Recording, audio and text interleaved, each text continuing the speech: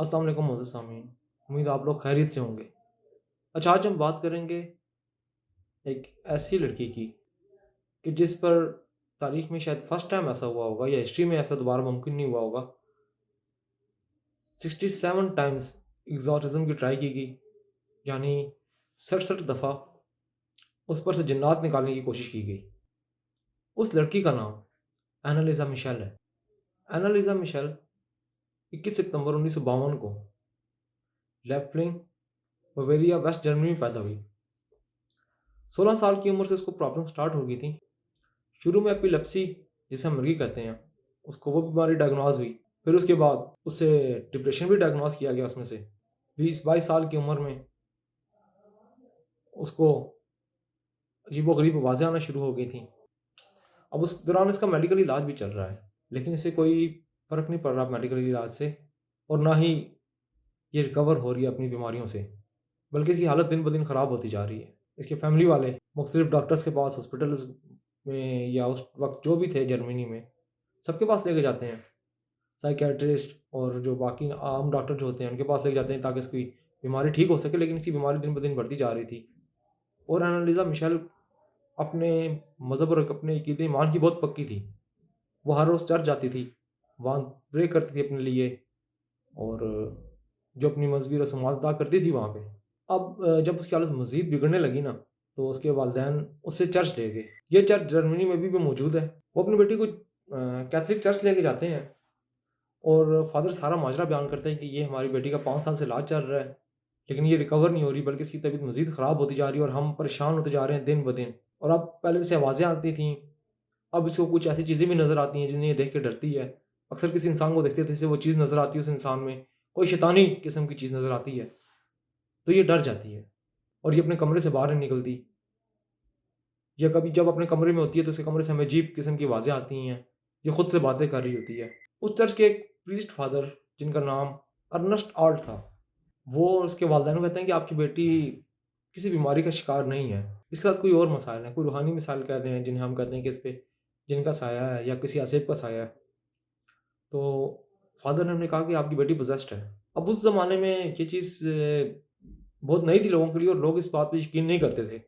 Annalisa Michel के बहुत सारे रिश्तेदार या उसके दोस्त या जो भी इसके करीबी थे वो सब उसको कहते और इसे आप किसी साइकियाट्रिस्ट को चेक कराएँ। जबकि उसका मेडिकल इलाज चल भी रहा था लेकिन उसे कोई रिकवरी नहीं हो रही थी। अब चर्च के फादर ने फैसला किया कि इसका एक्सॉर्सिज़्म किया जाएगा, जिसे हम कहते हैं कि इसके आसेब निकाले जाएँगे इसके अंदर से जिन्नात निकाले जाएँगे। उस चर्च के बिशप थे जिनका नाम जोसेफ स्टेंगल था।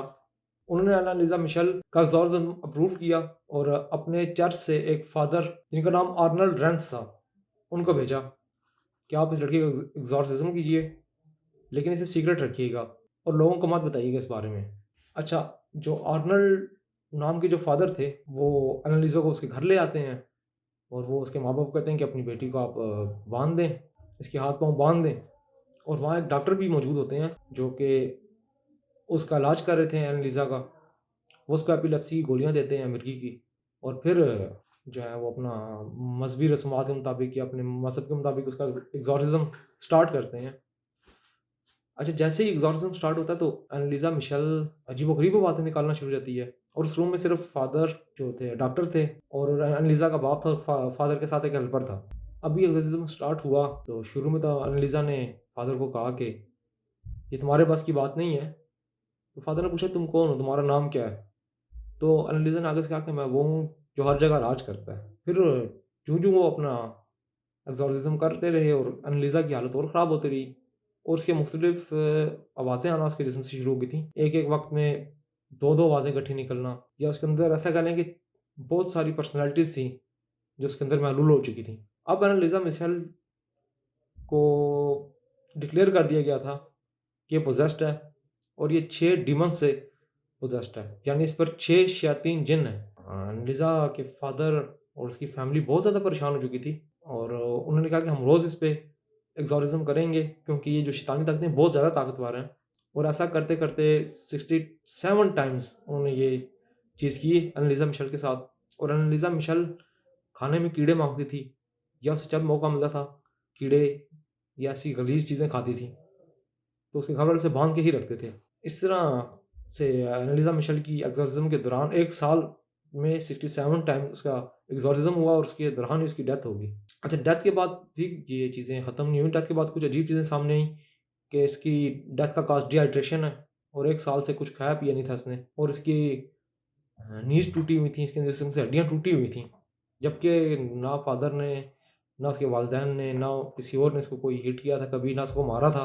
बस ये वजूहात जो थी उसकी डेड बॉडी की, जब पोस्टमार्टम हुआ तो उसमें ये वजूहात आईं और उसका वेट भी 30 किलो था उस वक़्त। जबकि उसके वालिदैन कहते हैं कि हमारी बेटी बड़ी स्मार्ट सी थी, इतना वेट उसका कम था इससे जब वो पोज़ेशन नहीं थी।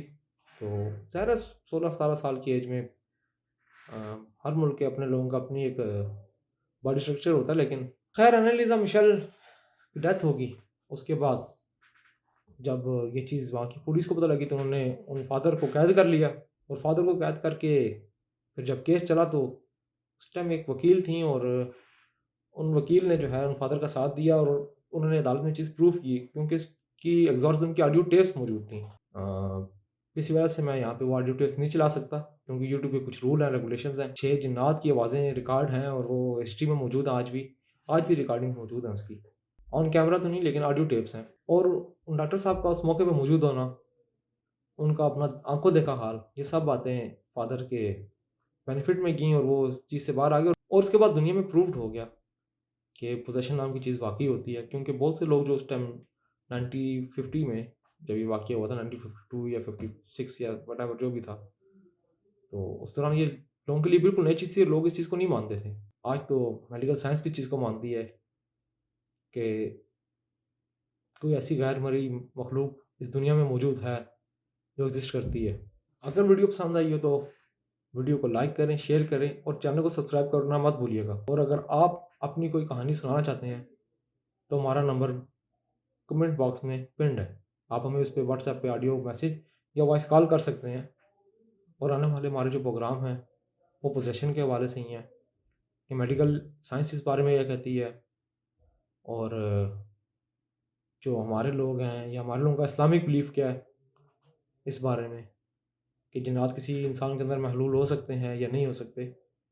और इससे पहले मैंने जो वीडियो की थी इसमें मैंने इन चीज़ों का बताया था कि जिस ज़रिए से इनका इलाज किया जाता है। हमारी वीडियोज़ को देखते रहिए, लाइक करते रहिए और सदा खुश रहें और हमें अपनी दुआ में याद रखें। शुक्रिया।